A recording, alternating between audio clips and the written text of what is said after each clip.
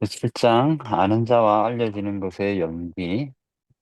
만일 이리오스가 비정상적으로 된다면 이리오스의 비정상성은 당신의 사고와 경험이라는 보다 큰 시스템 속에 편입된다. 그레고리 베이슨.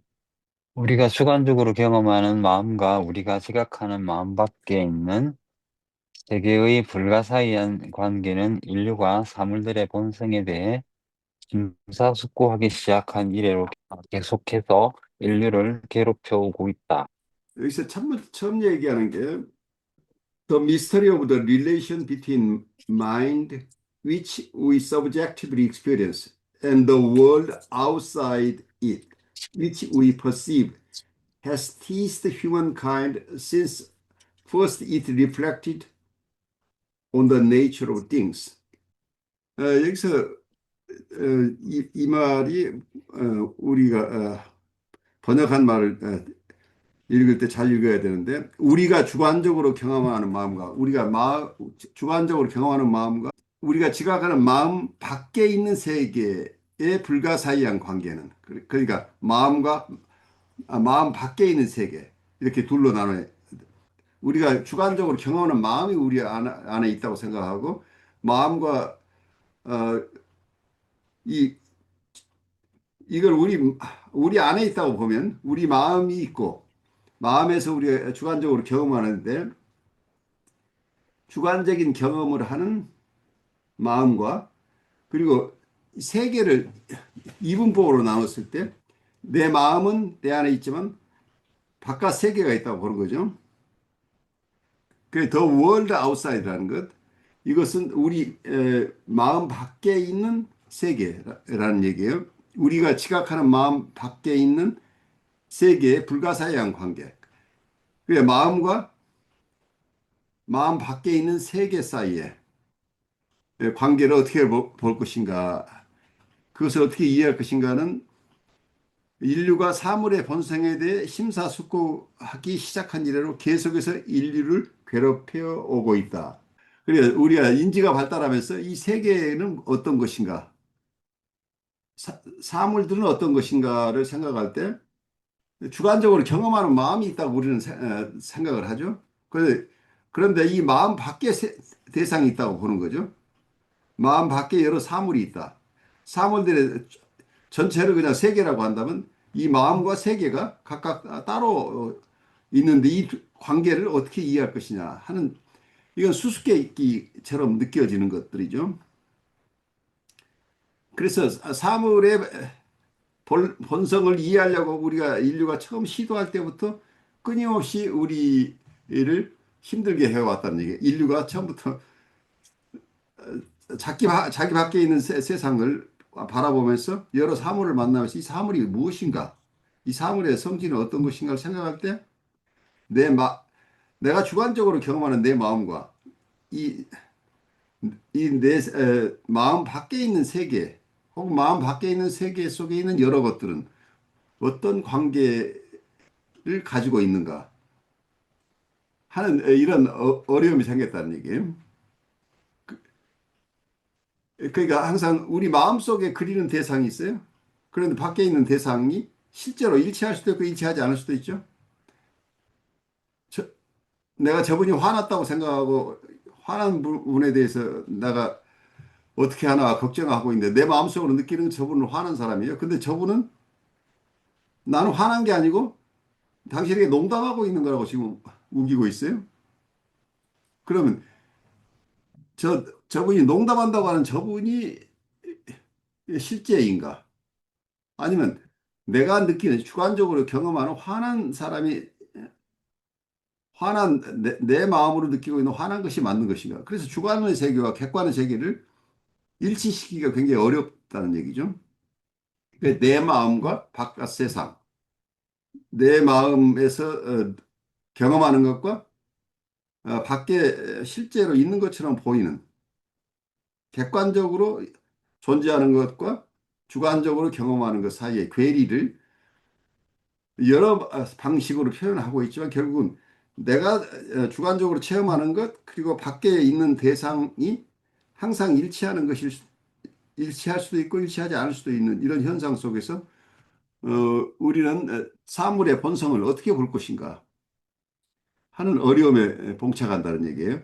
그래서 이 질문은 인류가 인지가 발달하면서 처음으로 세상을 이해하기 시작하면서 지금까지 계속되고 있는 거예요. 지금의 철학자들도 이걸 온전히 이해하지 못하고 있고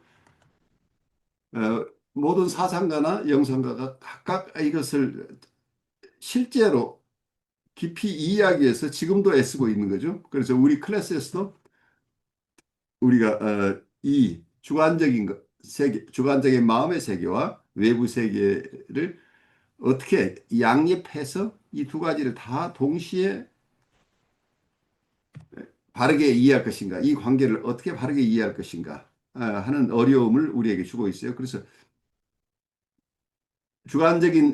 주관적으로 경험하는 우리의 마음과 그리고 우리 마음 밖에 있는 세계 간의 이 우리가 이해하기 어려운 이 관계를 어떻게 이해할 것인가 하는 화두를 가지고 이 챕터 7장 내내 우리가 같이 의논을 할 텐데 이건 어떤 면에서는 지적인 작업이라기보다는 우리가 이 관계를 좀 더 체득하는 관계, 내면적인 세계와 밖의 세계를 깊이 이해한다면 이게 불가식으로 얘기하면 득도를 하는 거죠.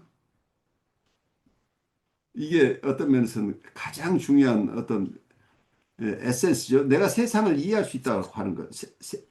이 세계를 바르게 이해한다는 것은 내 마음을 바르게 이해하는 것이고 결국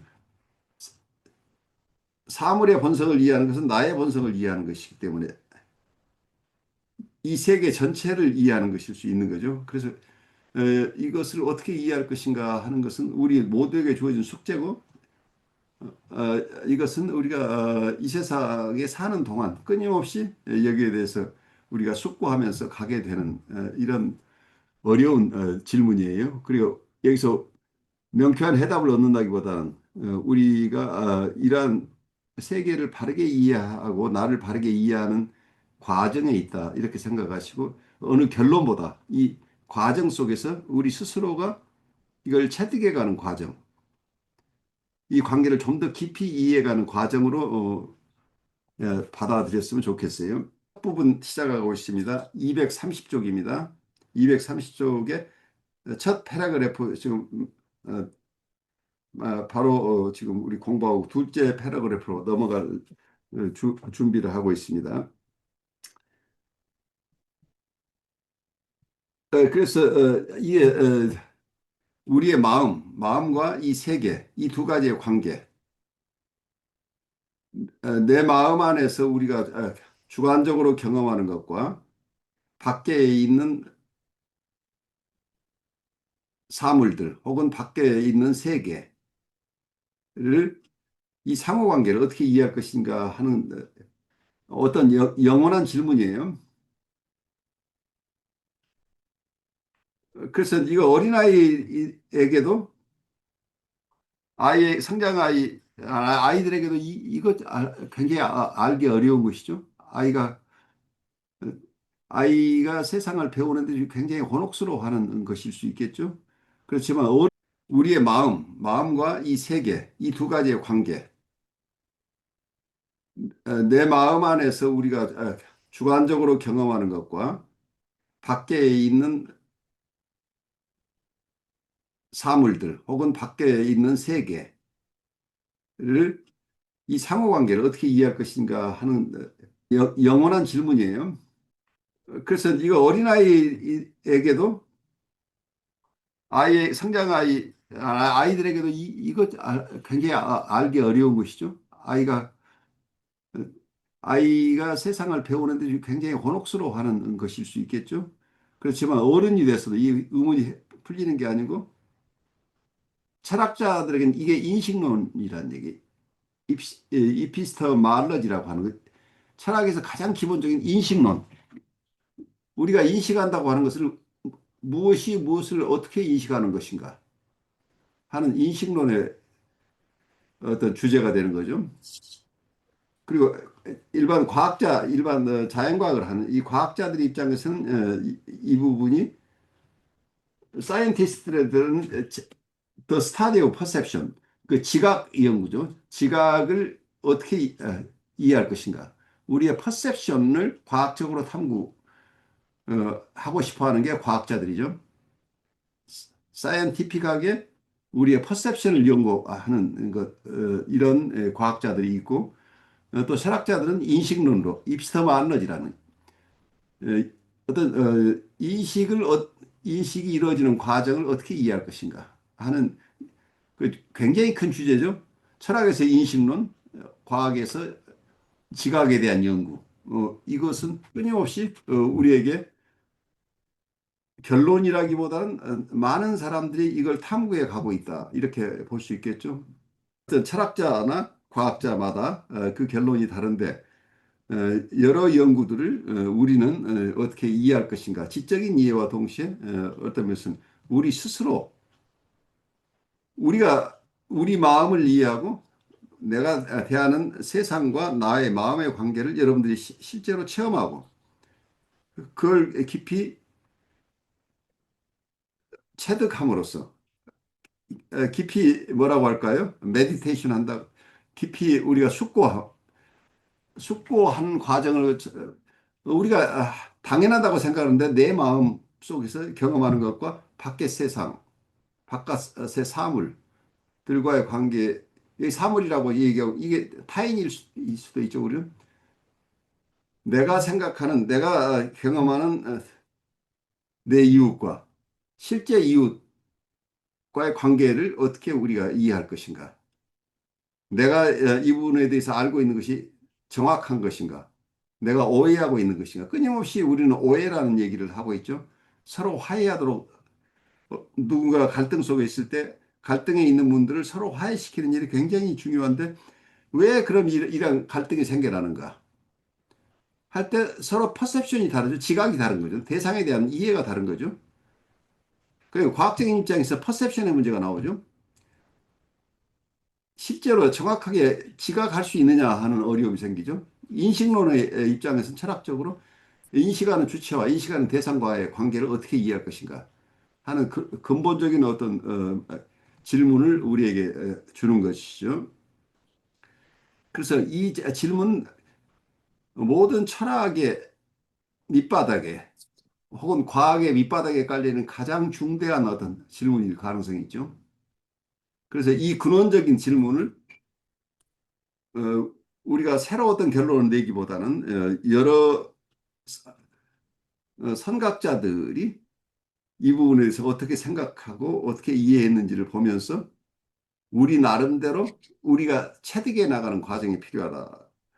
그래서 우리 스스로 이걸 어느 분의 얘기가 맞고 틀리고를 떠나서 내가 이런 견해 저런 견해로 나를 이해했을 때 나는 이렇게 이해가 되고 그렇게 내가 실제로 나에 대한 이해와 세상에 대한 이해를 가져감으로써 내가 세계와 나와의 관계 그리고 나와 나와의 관계가 훨씬 더 자유스러워졌다. 이서 프리덤이 생겨난다고 한다면 여러분이 여기서 자유스러움을 얻을 수 있다고 한다면 내가 체득하고 있는 어, 이러한 인식론이나 지각에 대한 연구, 지각에 대한 이해가 나에게 도움이 된다. 이렇게 이해할 수 있겠죠. 그래서 결국은 우리 스스로가 이 세계를 바르게 이해하는 것이 무엇인가에 대한 체득의 과정이라고 생각을 하면 좋을 것 같아요. 인식하는 자와 인식되는 것 사이의 수수께끼 같은 관계에 직면해서 선형적 인과 패러다임은 둘 가운데 배타적으로 어느 하나를 강조하는 경향이 있었다. 고전적인 경험론자들은 세계가 우리 시각의 근거라고 생각해 왔다. 경험론자들에게 논쟁의 여지 없이 명백하게 여겨진 것은 세계가 수동적이고 중립적인 감각기관에 세계의 데이터를 기록한다는 것이다. 쿤이 지적하듯이 이 데이터는 주어진 것으로 여겨졌던 것이다. 여기서 각주 하나를 보고 가죠. 각주가 어, 우리가 맨 첫 번째 문장에서 나오는 얘기를 여기서 마음이 무엇인가에 대한 얘기, 각주를 저자가 쓰고 있는데 어, 마음에 대한 얘기를 하고 있는데 마음이라고 얘기할 때 마음을 무엇으로 이해하는가는 굉장히 다른 견해가 있을 수 있죠. 사람들이 마음이라고 할 때 그 마음을 무엇을 가지고 마음이라고 하는가가 학자마다 혹은 영성가마다 다를 수 있다. 과학자마다 다를 수 있다고 하는 걸 이해하시면서 여기서 이 저자가 마음이라고 했을 때 어떤 마음을 얘기하는 것인가 그 부분을 각주해서 한번 보죠. 230쪽 맨 밑에 있는 각주 1을 보죠. 여기에서 마음은 인습적인 의미로 사용되며 형이상학적 감축은 없다. 즉, 그것은 경험의 주관성 또는 한 개인 속에서 느끼고, 관찰하고, 지각하고, 사유하고, 하고 싶어 하고, 판단하는 것을 나타낸다. 이건 굉장히 사전적인 의미를 담고 있는데 실제로는 이 마음에 대한 여러 저서에서 마음이라고 지칭하는 건 각각 다를 수 있다는 것만 우리가 이해하고 이 저자는 어, 특별한 본인만의 독특한 의미를 부여하기보다는 인습적인 의미로 이걸 사용하고 있다고 이해하면서 우리 그 다음으로 가보죠. T.S. 쿤의 이야기를 들어보죠. 감각적 경험은 고정적이고 중립적일까? 이론들은 단순히 주어진 정보에 의존하고 있는 것은 아닐까? 3세기에 걸쳐 서양 철학을 주도해온 대부분의 인식론적 관점은 즉각적으로 명백하게 그렇다라고 답하도록 강요한다. 자, 여기서 이 쿤의 얘기를 제가 영문으로 좀 소개해 드릴게요. is sensory experience fixed and neutral. 여기서 sensory experience는 감각적인 경험이에요. 감각적인 경험이 fixed, 고정적이고 뉴트럴한 거, 중립적인가? 하는 질문을 여기서 하고 있어요. 그리고 우리가 감각적인 경험, 우리가 보고 듣고 맛보고 하는 이런 감각이 이게 고정적인가? 어떤 상황, 같은 어떤 대상이 있다면 그 대상에 대해서 모두가 같이 보고 같이 체험하는 것인가? 그리고 중립적인가?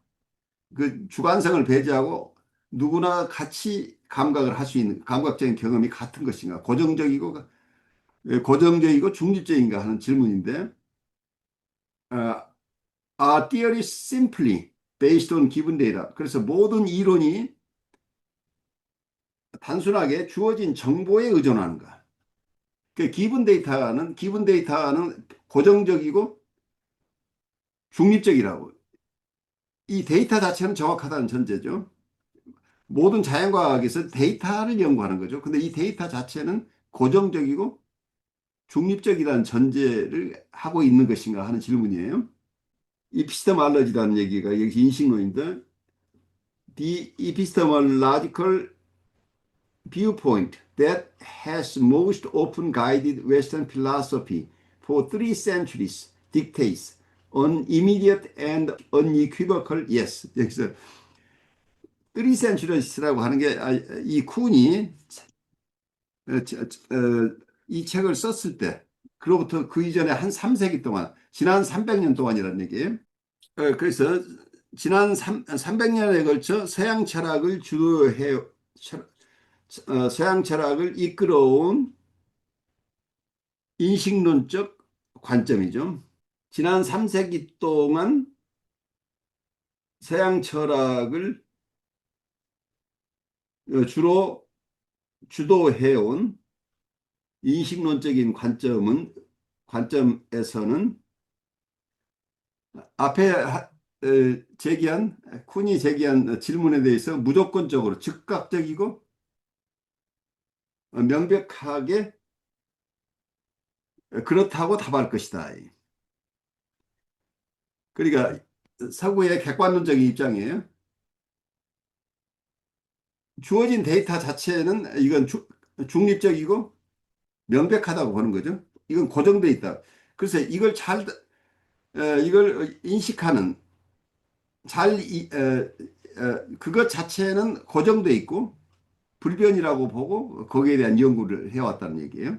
이게 서양 철학의 입장이에요. 그래서 데이터 이거 자체가 소스라는 이게 원인이고 우리가 그 원인에 의해서 우리는 그걸 또 그냥 바라보는 것이기 때문에 우리가 이 데이터에 영향을 미치는 게 아니고 데이터는 이미 확정돼 있고 고정돼 있고 중립적이라고 하는 거죠. 그래서 만약에 A라는 사람에 대해서 B와 C가 각각 다르게 느끼고 있다고 한다면 A라는 사람을 어느 하나는 잘못 보고 있다는 얘기죠. 이제 그래서 A라는 건 고정적이라고 하는 생각을 하고 있는데 이게 맞는 이론인지 잘 생각해 보면 여러분의 친구나 여러분의 고객 중에 어느 한 분을 생각해 볼 때 나는 그 사람에 대해서 느끼는 정서나 그 사람에 대한 생각이 그분은 굉장히 뭐라고 할까? 건조한 사람으로 느끼는데 그래서 그분하고 나는 관계하기 굉장히 어려워요. 그런데 나 말고 B라는 친구는 이 A하고 관계에서 굉장히 다정한 관계를 유지하고 있어요. 그러면 실제 A라는 사람은 건조한 사람인가? 아니면 다정한 사람인가?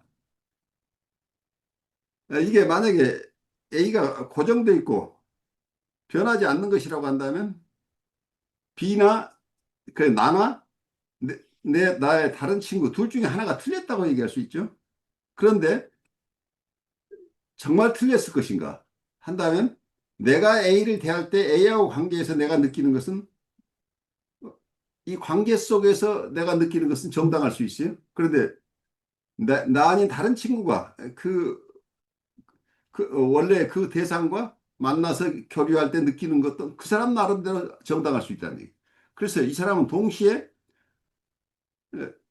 아주 한쪽에서는 다정하지만 한쪽에서는 몸이 건조한 사람일 수도 있다는 얘기예요. 근데 그것은 이 두 가지가 다 어느 하나가 맞고 틀린 게 아니고 나하고 관계에서는 아주 몸이 건조한 사람인데 자기 여자친구와 관계에서는 아주 다정다감한 사람으로 드러나고 있어요. 그래서 만약에 이 대상 자체는 고정불변이라고 한다면 이걸 설명해내기가 굉장히 어렵죠. 이런 점에서 이 객관론이 가지고 있는 함정을 우리가 이해할 필요가 있죠. 그 다음에 그러니까 그 대상 자체는 명백하게 고정돼 있다. A라는 사람의 성격은 확실하게 어느 쪽이라고 주장하고 이것을 잘 관찰하기만 하면 틀림없이 똑같은 결론에 도달할 것이라고 생각하는 이 객관적인 입장과 그러니까 밖에 있는 월드 자체는 고정돼 있고 고착돼 있고 불변이라고 생각하는 이런 견해와 그와 다른 견해 그 두 번째 견해는 주관적인 입장에서 견해인데 그 두 번째 견해를 한번 보죠. 이와는 대조적으로 아니다라고 말해온 사상가들과 전통들이 있다. 마음의 능력을 이해하고 감각적 세계의 일방적인 실제성을 의심하는 주관적 관념론자들은 외부의 현상을 투사에 지나지 않는 것으로 보아왔다. 외부 현상의 근거는 마음이며 따라서 지식은 지각된 데이터와 무관할 수 있다는 것이다. 여기서는 근본적으로 다른 견해가 나오죠. 이건 외부 대상과 상관없이 우리 마음에서 만들어지는 것이라고 보는 거죠. 우리가 불교 유식학에서 오직 유자 유식학이에요. 그 유식학에서 하는 게 심의 무물이라고 얘기를 하죠. 마음 밖에 물건이 없다. 마음 밖에 사물이 없다. 하는 생각을 하는 것은 모든 것이 내 마음이 지어내는 것이다. 라고 보는. 그래, 실제 대상 자체가 어떻게 비치냐는 결국 내 마음에서 결정이 된다. 이렇게 보는 거죠. 그러니까 순수한 객관론의 자연과학적인 입장이라고 한다면 주관적인 관념론이 있을 수 있는데 어, 이걸 이거 subjective idealist라고 원문에서 얘기하고 있어요. subjective idealist 그러니까 주관적인 관념론자 아이디얼리스트들 입장에서는 외부 현상이라는 건 프로젝션일 뿐이다. 프로젝션 그러니까 투사일 뿐이다. 우리 정신분석에는 투사의 개념이 굉장히 익숙하죠. 정신분석적인 용어를 쓴다면 우리의 내적 대상, 좋은 대상이나 나쁜 대상을 투사하는 이런 현상들을 정신분석에서는 굉장히 익히 알고 있는데 우리가 외부를 파악하는 것은 결국은 투사작용에 불과하기 때문에 근원적으로 우리 마음속에 있는 것이 그대로 밖에 투사돼서 그걸 우리가 인식하고 있는 것이다. 결국 그렇게 되면 내가 내 마음을 보고 있을 뿐이라는 얘기죠. 순수한 주관론에 가게 되면. 그래서 외부 투사만을, 여기서 투사만 있다는 얘기예요. 그래서 원인은 더 코스, 무엇이 원인이냐고 할 때 마음이란 얘기예요. 외부 현상의 원인은 마음이며, 그래서 지식은 지각된 데이터와 무관할 수 있다는 거예요. 그래서 the cause is mind. 원인은 마음에 있고, therefore knowledge can be independent of the data perceived. 그래서 우리가 보통 알고 있는 지식이라는 건 지각한 데이터와는 무관할 수 있다는 거예요. 지각한 데이터가 어떻건 그거와 상관없이 우리가 가진 지식은 주관적인 지식입니다. 우리 마음이 투사한 것이다. 그렇게 되면 이게 아주 양극단론을 가지고 이해할 때 서로 접점이 없어요. 한쪽에는 외부 대상은 그대로 고정불변인 것이다. 고정되어 있는 것이다. 중립적이다. 그래서 누가 보거나 똑같이 이건 인식할 수 있다는 입장이고, 순수한 주관론의 입장에서는, 관념론 입장에서는 내 마음이 투사한 것일 뿐이다라고, 대상은 내 마음을 투사를 통해서 인식된다고 한다면, 극단적인 경우는 그 대상이 어떤 것인지 아무 상관없이 내 마음에서 가지고 있는 이 관념, 내 마음이 가지고 있는 어떤 내적 대상이나 내적인 상태, 내가 투사하고 있는 내 마음의 상태가 그대로 외부에 투사됐을 뿐이다. 그 데이터 자체하고 무관하게 우리는 인식하는 경우가 생겨난다는 얘기죠. 그러니까 이 극단적인 주관론적인 입장에서 우리가 실패하는 경우, 객관적인 입장에서 실패하는 경우도 실제 발생하죠. 이 두 가지를 다 극단적으로 얘기했을 때는 실제로 나는 내가 경험하고 있는 이 체험 자체가 무시되는 경우도 있고, 순수 객관론에 의하면 내가 저분과 관계에서 생각하고 있는 것이 꼭 다 틀린 것은 아닌데 나는 내 생각이 무조건 틀렸다고 얘기가 되는 경우도 있고, 또 한쪽에서는 실제 대상은 누가 와도 A라는 대상인데 내 관념 속에서는 A가 아니고 나는 B라고 믿는 거죠. 그러니까 투사 현상을 정신분석에서는 전이라는 현상, 트랜스퍼런스라는 현상으로 우리가 이해를 하죠. 좀 더 깊이 이해할 때 가장 많이 고전적으로 들고 있는 게 한국 같은 새끼를 꼬아서 이렇게 말아놓죠. 근데 어떤 사람은 이 새끼줄을 보면서 뱀이 또아리를 들고 있는 것으로 보는 사람이 있죠. 그래서 어떤 사람은 저것은 뱀처럼 보인다. 그렇지만 이게 새끼줄인 것을 알아요. 이건 그걸 상징으로 이해하는 사람이에요. 그런데 어떤 사람은 저게 뱀이라고 하고 깜짝 놀라서 도망가요. 정신분석에서 처음 저걸 새끼줄인데 뱀처럼 보인다고 느끼는 사람은 이걸 고유한 상징으로 봐요. 상징이라는 것을 이해하는 거죠. 심볼릭하게 이해하는 거죠. 하지만 두 번째 사람은 심볼릭 이퀘이션이라고 그래요. 상징적 동일시라고 얘기를 하는데 저게 뱀이라고 인식하는 거예요. 이걸 완전하게 전적으로 투사에 의해서 이 사람 지식을 갖는 거예요.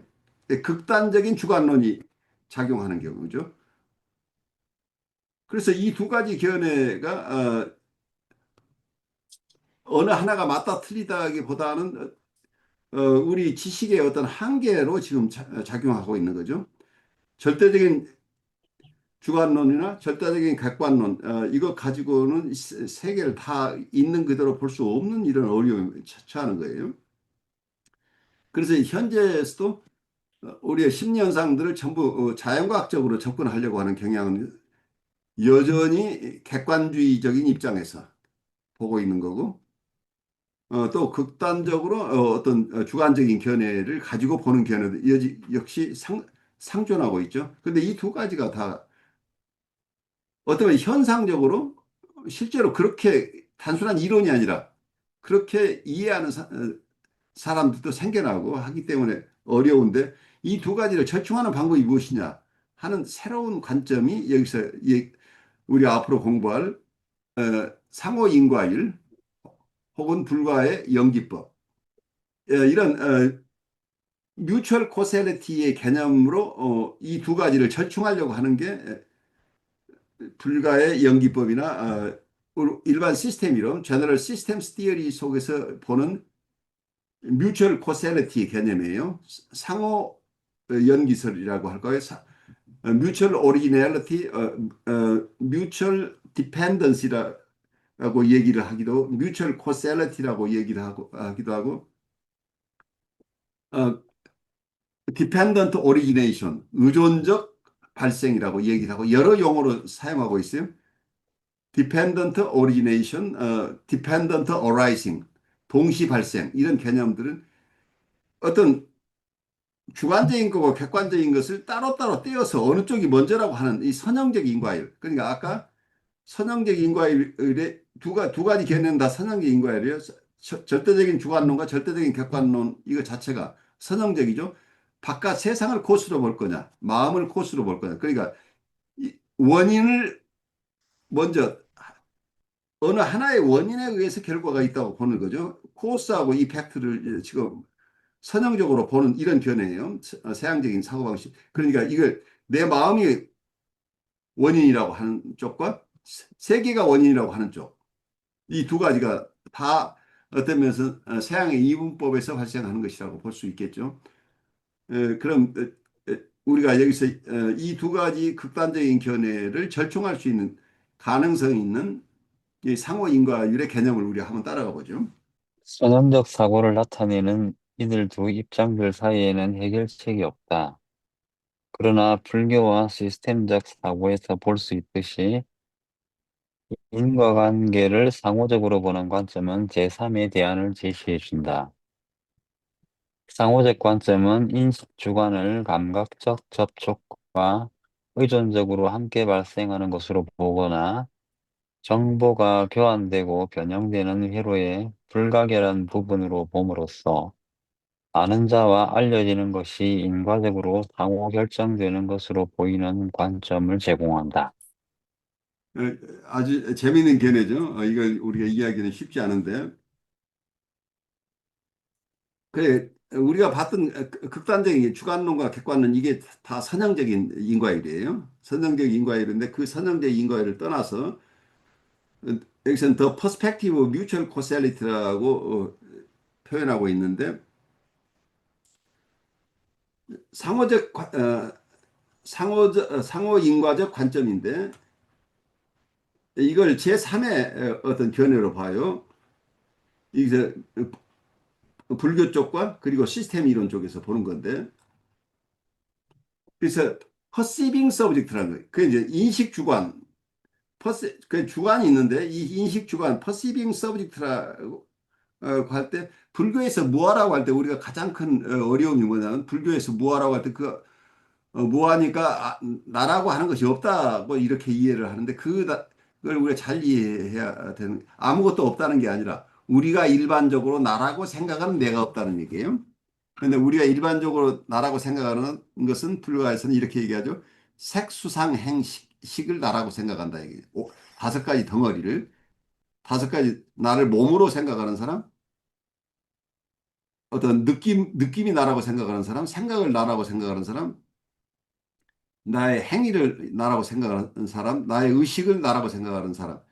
그래서 각각 어떤 면에서 이런 것들을 부분적으로 다 나라고 인식하고 혹은 이거 그 다섯 가지 중에 이거 전부를 나라고 생각하기도 하고 그중 일부를 나라고 생각하기도 하고 그중 몇 개를 나라고 생각할 수도 있는데 이것이 이러한 나라고 하는 개념이 틀렸다는 게 그 사람의 인식하는 내가 없다고 얘기를 하는 것보다는 고정되고 고정돼서 변하지 않는 나라는 게 따로 있다고 하는 생각에서 벗어나는 거예요.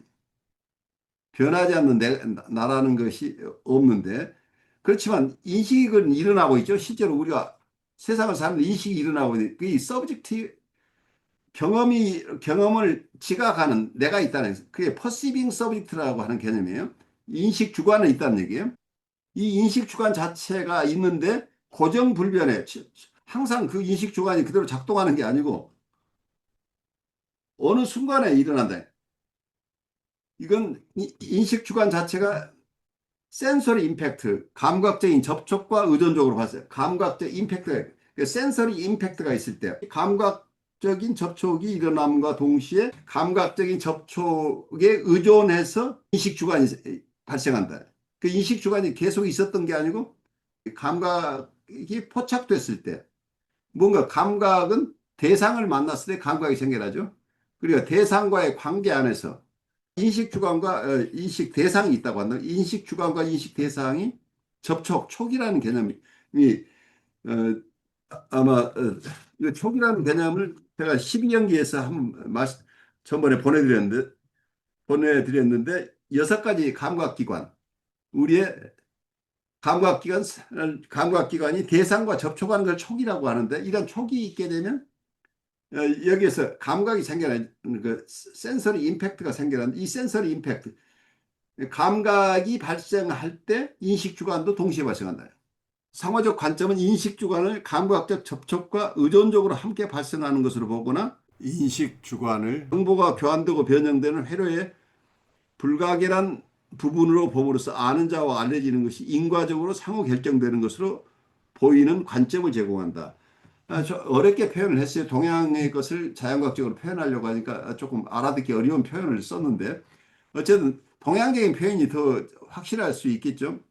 불가식으로 얘기하는 보이는 것과 보는 자가 이 접촉을 통해서 동시에 발생한다고 이렇게 보는 거죠. 그러니까 뭔가 외부 대상 보이는 것이 있으면 보이는 것과 이 보는 의식이 동시에 발생한다. 이런 얘기를 하고 있어요. 인식 주관 자체가 감각 접촉과 감각 대상과 동시에 일어난다. 여기서는 접촉이라는 말을 여기서 쓰고 있는데 촉은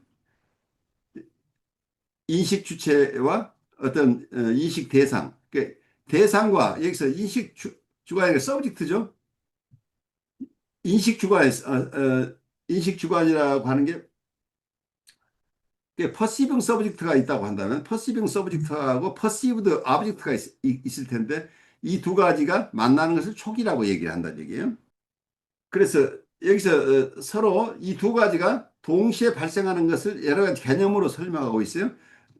이 제가 저번에 나눈 12연기법에서 얘기하는 거 우리가 잘 이해하기 어렵긴 하지만 이 중에 촉이라는 얘기가 나와요. 촉은 여섯 가지 감각기관이 대상과 접촉하는 것을 촉이라고 얘기한다. 이렇게 나오죠.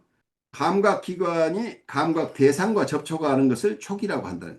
12연기에 여러 가지 12가지가 있는데 무명, 행식, 명색, 유깁, 촉수, 애, 취, 유생, 노사 이건 관념적으로 이렇게 나눠놨을 뿐이지 상호 연기니까 이게 동시에 발생한다는 게 그러니까 첫 번째하고 두 번째가 꼭 1번이 있고 2번이 발생하는 게 아니고 선형적으로 볼지 않아야 되니까 무명이 있으면 무명에서 업이 생겨난다.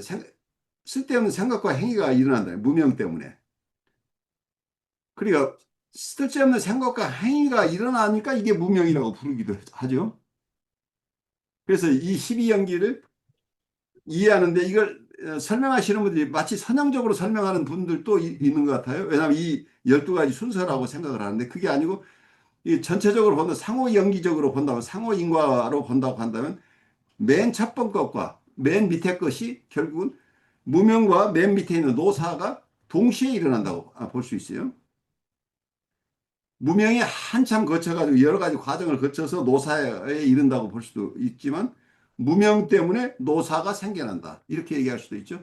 우리가 늙고 병드는 것은 우리가 지혜가 없어서 어리석음 때문에 늙고 병든다. 하면 늙고 병드는 것이 그 현상이 결국은 우리의 어리석음을 가져오는 것이다.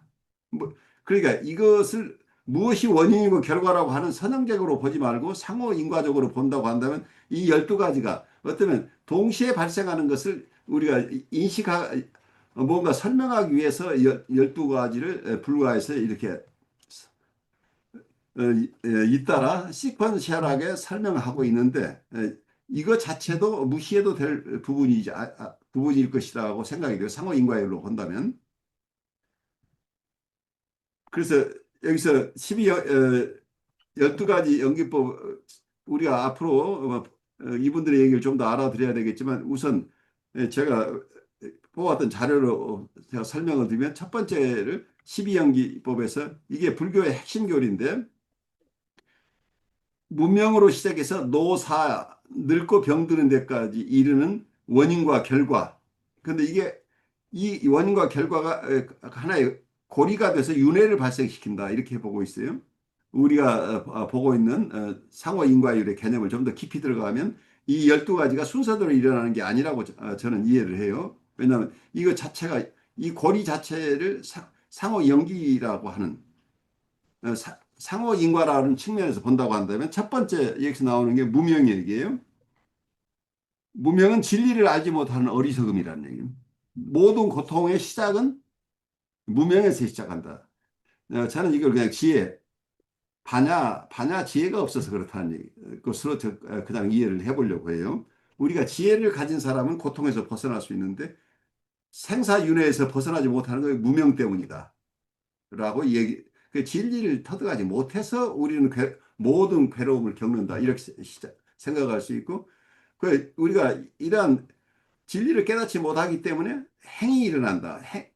행이 일어난다는 것은 업이라는 얘기. 이게 생각과 행위가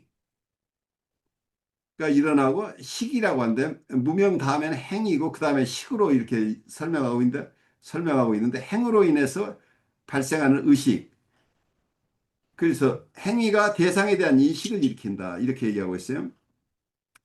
그 행위가 일어나면서 대상에 대한 인식을 일으킨다. 이렇게 설명하고 있는데 이 설명을 여러분 다 믿지 마세요. 여러분 각자 터득해야 돼요. 이건 제가 어디 인터넷에 있는 것을 그냥 가져왔을 뿐이에요. 그러니까 그 다음에 명색이라고 하는 게 의식과 함께 나타나는 정신적인 요소와 육체적인 요소. 그래서 명색을 의식적인 요소 그리고 육체적인 요소를 색이라고 명을 정신적인 요소 색을 육체적인 요소라고 봤는데 명색이 발생하고 그 다음에 거기에서 유깁이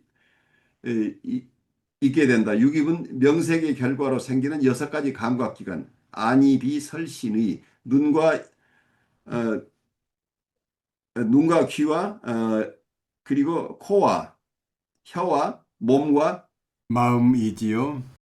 이 유깁이라는 것이 이러한 명색과 관련돼서 발생한다. 그리고 촉이라는 것을 그 다음 단계로 얘기를 하는데 여섯 번째는 촉인데 6가지 감각기관이 대상과 접촉하는 것을 촉이라고 얘기를 하고 수라고 할 때는 수는 촉으로부터 발생하는 느낌. 이걸 너무 선형적으로 이해하는 일반 사고 방식으로 얘기하면 계속 윤회예요. 여러분 사고 자체가 계속 윤회한다는 얘기. 계속 돌아가요. 왜냐하면 이거 자체가 편의상 하나의 방편으로 설명하고 있는. 근데 이 우주 삼라만상이 동시에 서로 영향을 주고받기 때문에 이 12연기 자체가 상호 연기적으로 동시에 일어난다고 보는데 그렇게 설명하면 사람들이 모르니까 1번은 이거, 2번, 3번 이렇게 해가지고 사람들이 이해하기 쉽게 순서를 정해서 설명하고 있을 때 이거 자체도 이 설명 자체도 방편적인 설명이라고 느껴져요. 근데 이 방편적인 설명 때문에 여기서 어리석임이 업을 일으키고 업이 식을 가져오고 그 다음에 그것이 명색을 가져오고 유깁을 가져오고 촉을 가져오고 이렇게 해서 마치 일관되는 순서가 있는 것처럼 이렇게 이해를 하면 이거 자체가 선형적 인과율로 빠지는 것이라고 보여요. 잘못하면.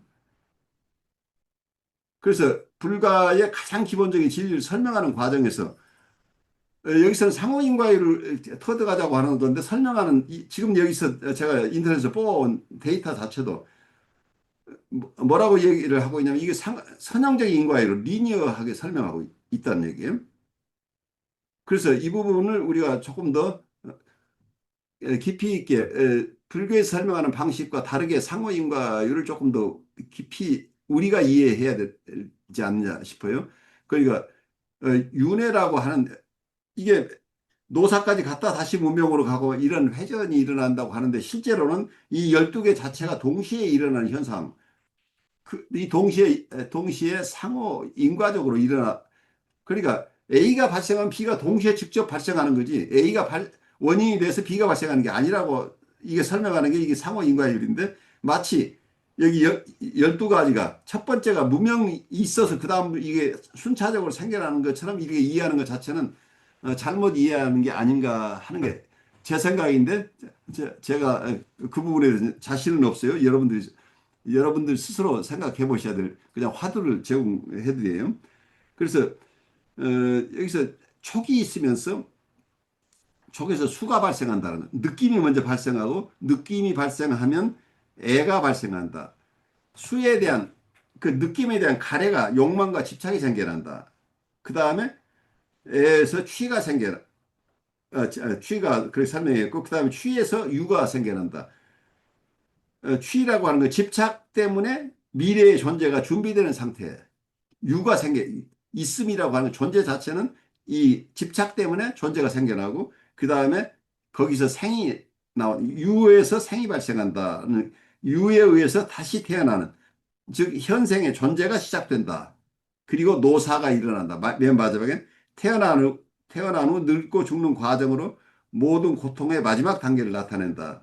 이런 얘기를 하고 있는데 그래서 이러한 이 순환을 끊고 괴로움에서 벗어나는 방법을 불가해서 이해하려고 하는데 어, 어, 저도 아직은 관념적으로 이분들의 설명을 상호 인과율의 관점에서 이해하려고 하는 정도에 머무르지 실제 이분들이 수련 과정에서 이것을 터득하는 어떤 체험적인 이분들의 수련 과정은 제가 경험하지 못하기 때문에 이걸 뭐라고 설명드릴 수는 없어요.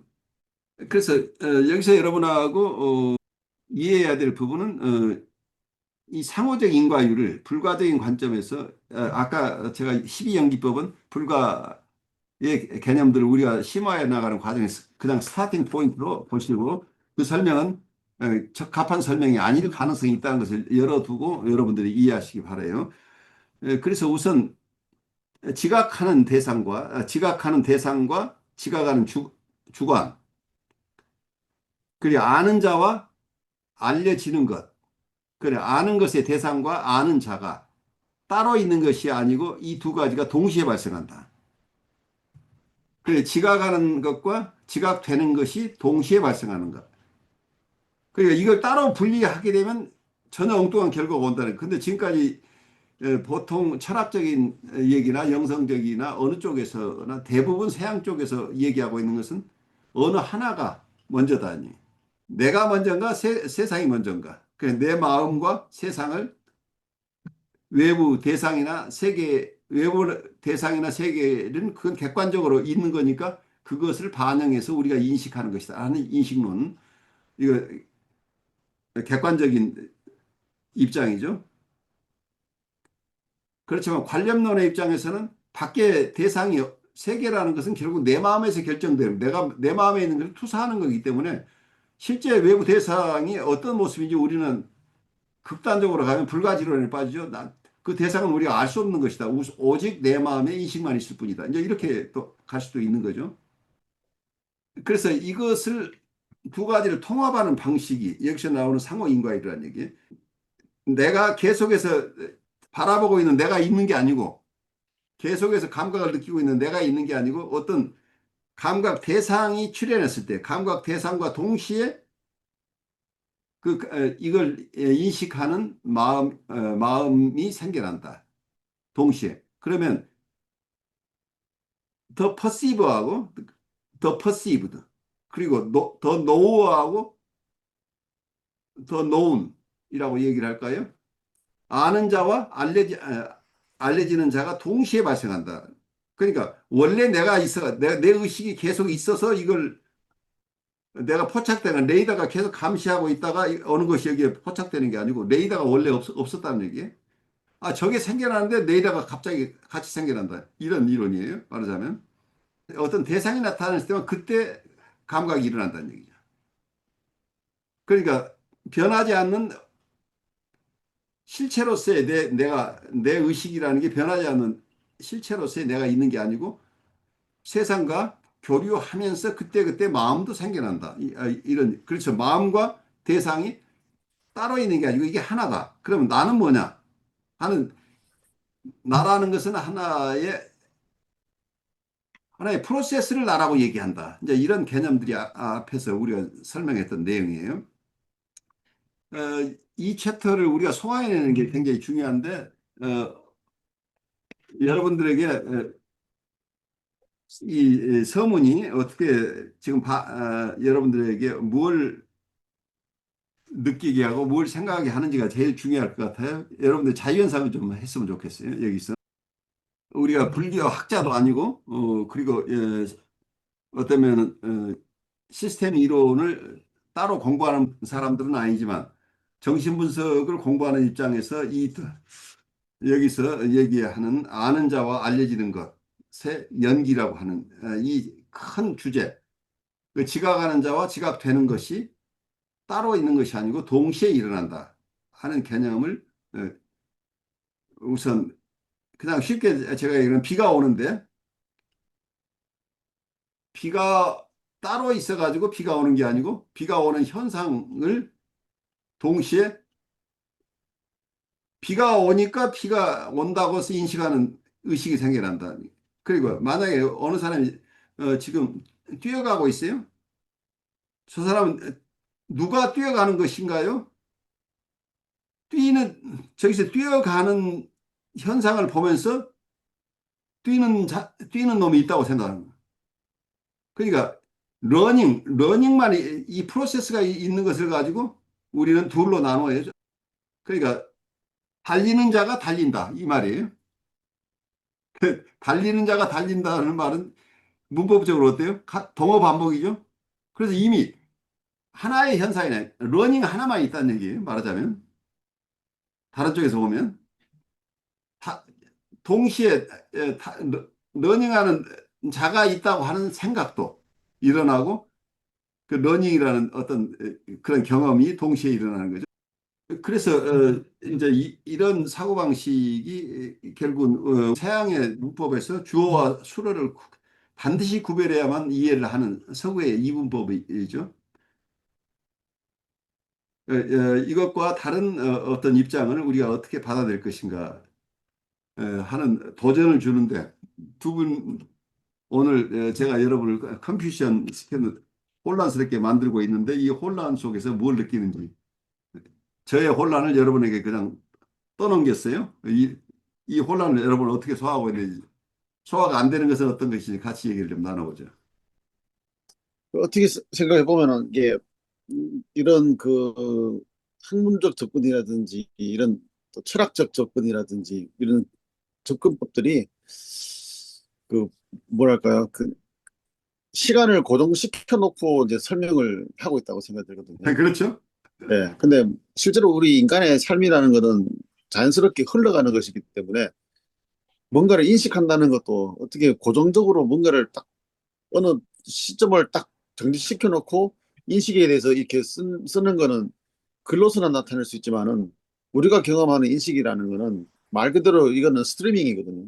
쭉 지나가는, 스트림. 예, 지나가는데 만약에 모든 것을 우리가 인식을 한다 하면은 인간이 살 수가 없을 것 같아요. 왜냐면은 그걸 다 내가 생각하고 뭐 예를 아까 교수님 말씀하신 대로 나무다 그러면 나무다는 것을 자꾸 생각하고 있어야지 나무가 눈에 보인다라고 한다면은 우리는 무엇인지 다 막 생각을 계속 그렇게 의식적으로 막 해야지만이 내가 인식이 된다 이렇게 되기 때문에 그러면은 그 뭐 인간의 그 뇌 속에 저장되는 정보라는 것이 그 말하자면 뭐 기억에 좋은 면도 있지만 쓰레기 같은 것들도 있는데 그거 온갖 것들을 다 수집해 놓은 상태에서 살아간다면은 정상적인 삶을 살 수가 없지 않겠나 이런 생각이 들거든요. 공감해요. 예, 그렇기 때문에 우리는 어쩔 수 없이 그 순간순간 만나는 대상, 사람이든지 물건이든지 상황이든지 간에 인식할 대상들을 만나면서 그걸 인식의 경험이 그냥 말 그대로 찰나에 딱 스쳐 지나가는 인식들이 되는데 그게 필요할 때에 그거를 기억해서 그 지나간 과거 꼭 그게 양자역학하고도 이게 연관이 되거든요. 그러면은 지나가는 순간을 딱 관찰할 때는 정지된 시간으로서 그 뭔가를 필요한 걸 얻을 수 있지만은 실제적으로 우리는 그 생각조차도 어쩌면은 그 다음에서는 계속 지나가는 상태에서 얻어가기 때문에 인간이나 인간뿐 아니죠. 어쩔 수 없이 우리는 상호 주관적일 수밖에 없다라는 결론이 나오거든요. 그렇죠. 예. 그 원인과 결과만 가지고 선형적으로 이해하기 시작하면은 우리 이 인간은 실질적으로 정상적인 삶을 살 수가 없다라는 생각을 하게 되고요. 계속 우리는 매 순간순간 상호적으로 살아가야만이 실제로 살아갈 수가 있다. 이렇게 생각이 들거든요. 아주 중요한 관점이에요. 우리 이피시엔시 측면에서 그 실제 생존 능력의 점에서 선형적인 사고로는 살아낼 수 없다는 얘기죠. 근데 그게 꼭 이게 여기 책에서는 이게 불교의 것이라 뭐 물론 불교의 것을 가져왔으니까 그 표현되는데 실제로는 이게 그 철학자들이라든지 사람들이 다 이걸 의식하고는 있는데 그걸 단지 어느 틀로서 만들지 않았다는 이제 그런 생각을 하게 되거든요. 그래서 누가 먼저 틀을 만들었냐에 따라서 아 어디의 사상이다 하는데 그것도 사실은 그 프레임으로 씌워 개념화시킨 거기 때문에 또 그 다음 문제가 뭐냐면은 이제 불교책도 이렇게 좀 살펴보면은 한번 그렇게 딱 프레임 만들고 나니까 다른 것들을 막 거기다가 막 쑤셔 넣더라고요. 그렇죠. 예. 예. 그래서 원래 우리가 경험하고 있는 상호 주관성이나 상해 관계성이나 뭐 여기서 막 연기법이라는 게 실제로 우리가 삶에서 경험하는 것이기 때문에 이게 하나의 어떤 그 각 철학이나 종파나 이런 데서 개념화시킨 것이지 전혀 인식을 못하고 경험을 못하는 것을 가져와가지고 인간이 그렇다고 설명한다 그러면 사실은 아무도 공감할 수 없는 이야기가 되는 거잖아요. 그렇죠. 그래서, 예. 예.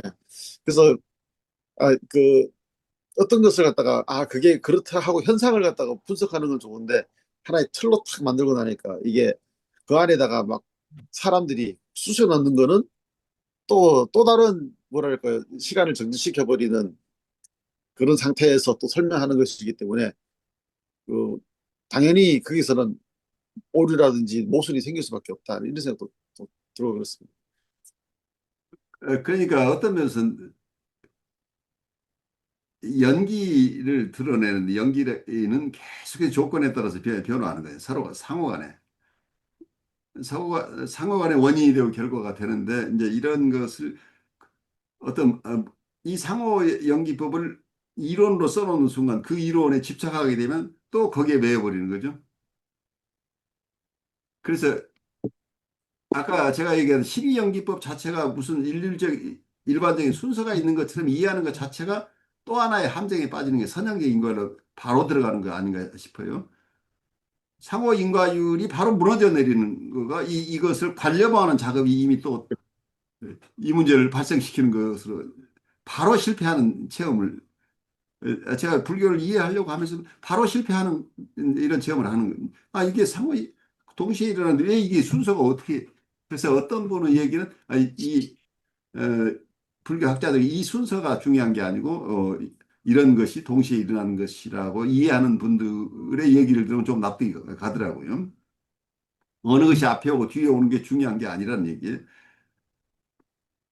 그런데 우리가 교육을 할 때 유치원생에게 가르치는 것하고 중학생에게 가르치는 그 교재가 다르듯이 어차피 불교의 많은 어떤 설명서 중에는 각각 이것을 너무 심플리파이 해가지고 대중들에게 설명하다 보니까 어쩌면 굉장히 쉬운 것 같은데 점점 더 어려워지는 경우도 발생하는 것 같아요. 그러니까 교회에서 그 성경 공부를 하면은 뭐랄까 사람들이 애들이 배운 수준에서 머물러 있으려고 하는 게 있는데 왜냐하면 그게 간단하니까요. 간단하죠. 간단하고 깊이 생각을 안 해도 되는데 문제는 그걸 하나의 틀로 하고 그 어떻게 보면 그걸 교리화하고 나니까 사고의 유연성이 떨어지니까 말하자면은 인간의 사고하고 하나님 생각하고는 차원이 다른데 어쩌면 우리가 종교를 갖고 신앙을 갖는다는 것 자체는 인간이 가진 사고에서 더 폭넓은 사고로 전 우주, 넓어져야 되는 거죠. 전 우주적인 넓이까지 나가는 방향으로 가야 되는데 그걸 교리화하고 그걸 그렇게 작업되는 순간 그걸 어느 특정한 지점에서 멈추도록만 하고 넘어설 때 그걸 죄의식을 갖도록 만들어 버리니까요. 길티 필링을 갖게 하니까 사람들이 사고하는 거를 죄다 이렇게 생각하거든요. 그래서 어려워 있죠. 그래서 그래요. 믿음은 생각하지 않고 믿는 게 믿음이다. 그래요. 이래버리니까. 그래요. 캐톨릭에서도 미사 때마다 하는 얘기 중에 하나가 생각과 말과 행위로 많은 죄를 지었으므로 용서해 주십시오라는 게 나오는데 이게 네, 이제 생각과 말과 행위라는 이 개념 속에 생각만 해도 죄라는 이런 부분이 들어가 있는 거죠. 그래서 사고의 영역이 굉장히 좁아지는 이런 어려움이 발생하는 거죠. 그래서 쉽지 않아요. 그러니까 어떤 면에서는 우리 교리가 됨으로써 이걸 사물화 해버리는 생명의 의의가 사물이 돼버릴 가능성이 있는 거죠. 그렇죠. 사물화돼서 고정된 것으로 변할 수 없는 것으로 불변의 것으로 이제 이렇게 항상 고착돼 있는 그건 그대로 누가 봐도 똑같이 이해된다고 이렇게 생각을 하게 되는 거죠. 그래야 맞다. 누가 이해하는 거나 누구에게나 똑같은 것으로 이해돼야 된다고 생각한다면 그 자체가 어떤 굉장히 선형적인 얘기죠. 그러니까 그런 상황에서 인격적인 창조주를 만날 수 있느냐는 어려움이 생기죠. 성경적으로 얘기를 한다면 예수님이 우리를 친구로 불렀다는 얘기, 저는 잘 모르지만 그런 얘기들이 나오죠. 그래서 예수님의 친구가 되려면 대화가 돼야 될 거 아니겠어요. 그러니까 대화 자체가 거부당하는 이런 상황이 일어나니까 실제로는 우리가 어떤 관념에 매여서 더 이상 생각을 안 하고 더 이상 실제를 만날 수 없다는 그 상징의 세계에 머물러서 실제계를 만날 수 없다는 거예요. 그 문자 너머에 있는 신성한 대상을 만나야 되는데 문자에 막혀서 신성한 대상에 접근을 할 수가 없는 거죠. 그렇게 되면 상징 세계에 머물러서 더 이상 실제계를 만날 수 없다는 거죠. 그래서 제가 여러분들하고 하는 얘기가 여러분이 우리 임상 대상을 만나거나 여러분들이 돌보는 성도를 만나거나 그분 자체를 신비체로 보지 않고는 안 된다는 얘기를 제가 하는 게 그분 그분들 자체를 내가 알 수 없는 대상이라는 이런 입장. 그래서 우리가 하느님을 다 알 수 없다고 하는 거예요. 그런데 우리가 문자로 표기되는 하느님만 하느니라고 보기 시작한다고 한다면 하느님은 내가 공부만 잘하면 되는 대상이잖아요. 다 그걸로 알 수 있는. 그런데 신비한 하느님은 직접 개개인의 인격과 교류하고 싶어하는 하느님이라고 본다면 그분은 내 체험 속에서만 만날 수 있는 분이잖아요. 그래서 실제계 하느님을 만나는데 하나의 방편으로서 성사가 활용된다 하는 이런 입장으로 갈 수 있느냐 하는 어려움이 있죠. 그래서 불교에서는 끊임없이 도전됐던 게 분리문자라는 개념이 나온 거죠. 그 팔만대장경을 아무리 여러분들이 다 공부하더라도 직접 체험을 하지 않고는 직접 체험하지 않고는 불교의 진수를 알 수 없다고 하는 쪽에서 어떤 선불교나 이런 쪽에서 어떤 티베트 불교나 이런 쪽에서 직접 체득하는 것 중심으로 이렇게 영성 생활이 이루어지는 게 이런 도전들이죠. 그래서 이건 세계를 이해하는 것, 나를 이해하는 것, 아니면 영성 쪽에서는 신성한 대상을 이해하는 것, 이 모두가 다 연계되어 있는 거죠. 저는 미국의 뉴욕에서 혁신 라이프 코칭 연수원 이너버티브 코칭 센터를 운영하고 있으면서 서울에 있는 한국임상정신분석연구소의 공동소장으로 일하고 있는 신현근 정신분석학 박사입니다. 여러분 시청해 주셔서 감사합니다. 고맙습니다.